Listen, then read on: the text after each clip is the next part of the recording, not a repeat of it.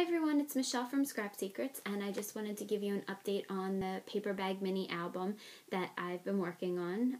I stayed up until about 1:30 this morning working on it, and then when I came home from physical therapy this evening, I finished the last of the videos. So the main parts of it are done. It's the embellishing and the tags that I still have to do, so I just thought I would give you an update on it and show you how far I got. If you remember from yesterday's video, the papers are from My Mind's Eye pack called Lost and Found. It's where the majority of the papers came from. There's some that I made of my own. I made my own scrapbook paper and I'll show you once we get to those pages. And then there's a couple other random pieces of paper that went with the color scheme that I had, and I included them in there. But the majority of the papers did come from My Mind's Eye. So I will show you. This is the front cover, and then the spine is just black, and it has a little, I don't think the camera can pick it up, it's very, very subtle. There's a little pattern in it, which kind of matches the cover. There's the front, and then there's the back. I am going to embellish it when I figure out what I'm going to use it for, or if I'm going to put this up to sell. I will put some additional things in there, but for right now, this is as far as I've gotten. Okay, so then when you open it up, here is the front cover. I use this as a paper from that paper pack, and it's the red dots, and then the teeny tiny dots in the center have a red glitter to them. I think that I am going to use something like maybe a photo corner on these two edges here. When I show you the back cover, you'll see why. I have the Damasticor cartridge for the Cricut, and I think that I might try to find something. I know that they have some lacy things, and I think that's the cartridge that has some borders on it. So I'm going to see if I can find something, probably in a black, just to put around the corner. So there's the front cover, and then this is the first page, and I used Barn Door Tim Holtz Distress ink to ink around almost all of the edges of the page. So this is the front page, and then you open it up, and then these are both from that paper pack, the red stripe, and then this black and cream paper. If you can see around the edges, I've inked it in red. So that's that page. Then you open it up, and I did what Ginger suggested. Whatever paper is on this side, the flap, you put it on this little pocket here, and it coordinates really nicely. So that was one of the tips that she gave, and I really thought that it turned out nice because it goes well together, and it helps the flow of the pages. Then you have the same type. This is not from My Mind's Eye. It is a damask paper. I'm not sure exactly who it was from. It's black and ivory damask, I believe. So you have that, and then I inked around the edges for that. And the same paper here. And a tip that she also gave, if you haven't watched her videos, is that whatever piece of paper you put on this back page here, the front of the bag, you're going to be able to see it around this page, so just make sure that they coordinate. So, you open it up. And then these both were from that My Mind's Eye pack, and this just says Journey. And I thought you could use that as a little journaling tag. I might do something with these here, put something, decorations in them. I'm really not sure what. So that's the second page. And then I did the same thing with the coordinating papers. This paper is from the My Mind's Eye pack. This wasn't. This was something that I got at AC Moore. It was in the clearance rack. I think they were 15 or 20 cents, something like that. So, it's that page.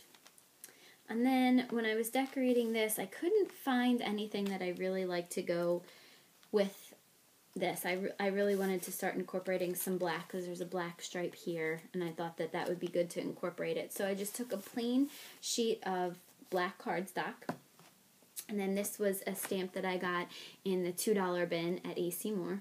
You can see. I used this with the Versamark, and then I used this Recollections embossing powder. Doesn't look like it. It just says Blaze.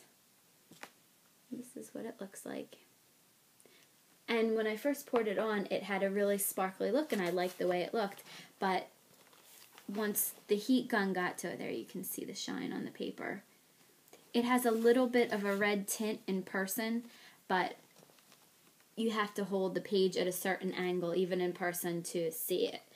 So I just thought it was a nice subtle background, so just added that. So that's a good thing that you can do if you can't find a paper pack that you really like and you just have a bunch of papers. You can always use regular cardstock and just use your stamps or your embossed. I've embossed some things. You'll see some of the backgrounds are embossed.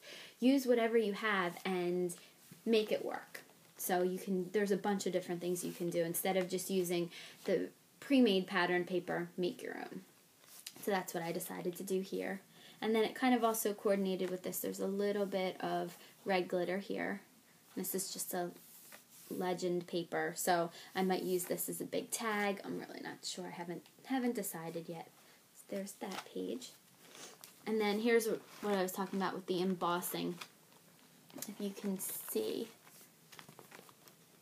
I used Swiss dots with this black, with just a plain piece of black cardstock, and embossed that just so that it went along with the black, white, and red theme that I had for these pages. You have these two are the same red, the barn door red ink around the edges. And then I stayed with the black, white, and red theme. These two papers are not from the My Mind's Eye collection, and neither is this. So this whole page isn't from the collection.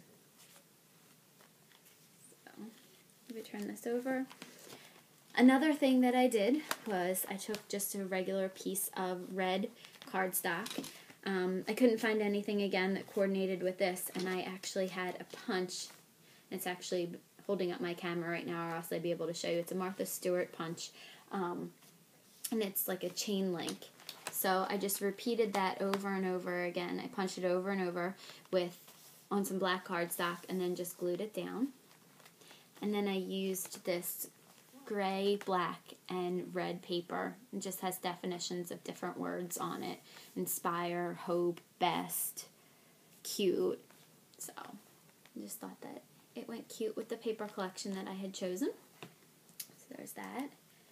And then you open it up. And then again, I created my own background. This is a stamp that was a postage stamp, and I used the Recollections clear silver embossing powder, and same type of thing. It just gives you a bunch of sparkle. You can't really see the definition of it, which I was completely fine with. I just thought that it made a pretty cool background. So, especially if you're going to put something over top of it, I just thought that kind of looked neat. And then I used, this is also not from My Mind's Eye pack, it was a red piece of paper with the white dots on it. It was a Recollections paper. There's that one. And this love paper is actually from the My Mind's Eye collection. I made sure that I cut out the little piece so that it would be almost evenly spaced on both sides. I tried to do that. And then this was the top corner of the paper with the little banner across it. And then I took the Martha Stewart Hearts punch and then just punched out the top of the regular piece of black cardstock, and then just put a red piece of cardstock behind it and glued it down, and then put it in for the pocket. Okay, then you open it up. This page right here with the chandelier and the 29, this is from the My Mind's Eye collection. The rose paper is not. So just tried to keep with, everything coordinating. So if there wasn't anything that I really cared for in the stack, I just went through my stuff and tried to make it work. And this last page, these are all from My Mind's Eye. This was part of the same paper that was on the front and the back. And it's just this little saying that says, Great Southern to Southern Travelers. It just has like a little, it's just cute. So I decided to cut that out and put that on there because it was a little scrap of paper that was left over. And then this red and cream striped with a little red swirl at the top.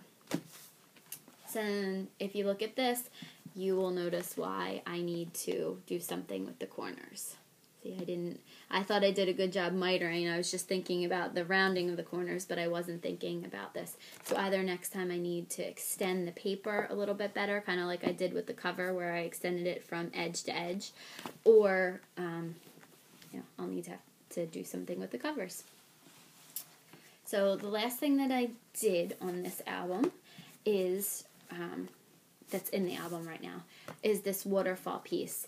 And Ginger has 7 of them. I only had 6 because I actually ran out of paper. I had just enough paper that was 4 inches wide to make 6 of them.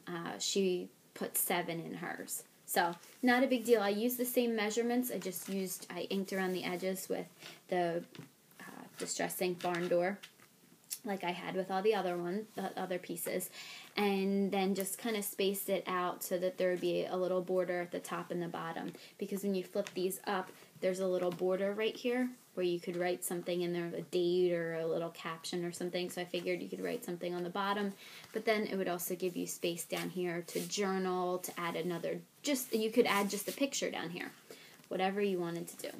So all of these papers have been used at some point throughout the book. So this is what the first one looks like, and then the black and cream dots, and the roses, and the ledger paper. And you can also use this as a journaling tag. You can use it for pictures, whatever you want. This was in one of the first pages. And then here's that little scallop again. The red and cream stripes. Damask pattern. I think that's damask. And then just have this paper, which was in one of the other collections. And then just the plain red, the red polka dots, and then just a piece of black cardstock. So that's my book so far. I haven't decorated much of it. You can see that there's lots of tags missing. I have created a couple of tags for the inside. Now the dimensions for these are 8.5 by 4.5. And you put them at the top here in the paper bag section. You slide them into the front half of the paper bag. So since there are 6 paper bags that you started off with, you want 6 tags. So you can always do more than that. You can put 2 or 3 in a pocket. There's a lot of room in there. So I originally had cut 6 pieces of the white cardstock at 8.5 by 4.5. And then I decided, once I was picking some of my backgrounds, that it didn't really look good with the white paper behind it. So then I started to do some black cardstock. These are a little flimsy, so I think I am going to make them double-sided, and I may do another black piece here and then put another piece of cardstock over top of it, or pattern paper over top of it. I'm not really sure. I haven't figured out what I'm going to do yet. So you've seen this before with the red little swirls on it, and I inked it up with the barn door. I didn't ink this one up at all. I forgot about it until I put it on, and then I realized it was too late. I'm not sure if I'm going to keep this and put this in here or not. I know this pattern paper is in there, but I don't know that I'm crazy about it, so haven't decided that yet. And then I like this one. I inked this one around the edges as well as this one. So I have a bunch of different options. I think what I'm going to do is to add a little heart. I have a heart punch, and I think I'm going to punch it out twice of different pattern paper and put one on one side and one on the other, and then just glue them at the bottom, and then have that as the top to the tag. You can put ribbon, punch a hole in it and put ribbon on it. I haven't really decided how I'm going to do the embellishing, but I really like the way that most of the album has come out. I'm pretty proud of myself for following directions. I have a tendency to jump to the end, and this time I actually went step by step, even though the tags and the decoration were supposed to be done before you put the book together, but I don't really think it matters. I think she was just trying to show you what you could do and then how it looks all put together. So for the most part, I followed directions, which I was very impressed with myself because, again, I normally don't. So hopefully over the next couple days I can finish doing the tags and the embellishing, and then I can come back and show you guys the completed book. But I just wanted to give you a little update. If anybody is playing along with the Play Along Facebook group. Feel free to link your videos on here, or put your Facebook pages on here, or whatever you want to do, your blog posts. I would love to see what everyone else is doing. I've been over to the Play Along and I've checked out a bunch of pages, and they're so adorable. People are doing baby ones, they're doing Halloween ones. I have a couple from paper packs, and I just think that they're really, really cute, and this is a great idea. So I wanted to thank Ginger again over at My Sister Scrapper. She has a great tutorial over there. If you guys are really interested in doing this, please go over and check her YouTube site out. And again, if you're playing along, leave me a comment, message, show me what you've done, and thanks for watching, and I will talk to you guys later. Bye!